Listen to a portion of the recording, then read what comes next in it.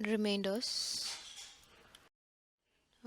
If x and y are positive integers, there exists unique integers q and r called the quotient and remainder respectively, such that y is equal to divisor into quotient plus remainder is equal to xq plus r, and 0 less than or equal to r less than x.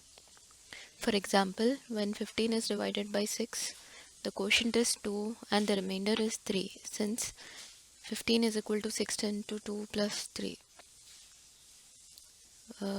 Similarly, if you take a smaller integer divided by larger integer, you'll have 7 is equal to 11 into 0 plus 7.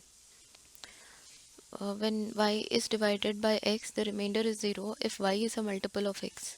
For example, 12 divided by 3 yields the remainder of 0, since 12 is a multiple of 3 and 12 is equal to 3 into 4 plus 0.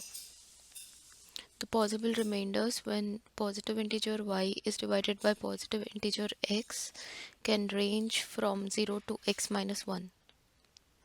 Number divided by 10, remainder is the last digit of that number. 123 by 10, remainder 3. 123 by 100, remainder 23. Let us consider an example. If the remainder is 7, when positive integer n is divided by 18, what is the remainder when n is divided by 6? When positive integer n is divided by 18, the number is 7. N is equal to 18q plus 7. Now, since the first term 18q is divisible by 6, then the remainder will only be from the second term, which is 7. 7 divided by 6 yields the remainder of 1. So the answer is B. Let us consider another example. If n is a prime number greater than 3, what is the remainder when n square is divided by 12? There are several algebraic ways to solve this question, but the easiest way is as follows. Since we cannot have two correct answers, just pick a prime greater than 3, square it, and see what would be the remainder upon division of it by 12. If n is equal to 5, then n square is equal to 25. The remainder upon division of 25 by 12 is 1. So answer would be B. Let us consider this example. If s and t are positive integers such that s by t is equal to 64.12, which of the following could be the remainder when s is divided by t? S divided by t yields the remainder of r, can always be expressed as s by t is equal to q plus r by t, which is the same as s is equal to qt plus r, where q is the quotient and r is the remainder.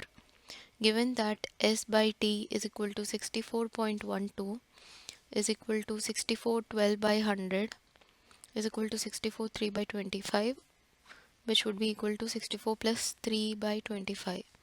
So according to the above, r by t is equal to 3 by 25, which means that r must be a multiple of 3. So only option E offers answer which is a multiple of 3.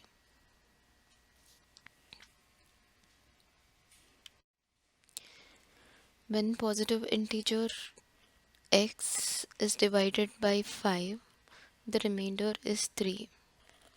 And when x is divided by 7, the remainder is 4.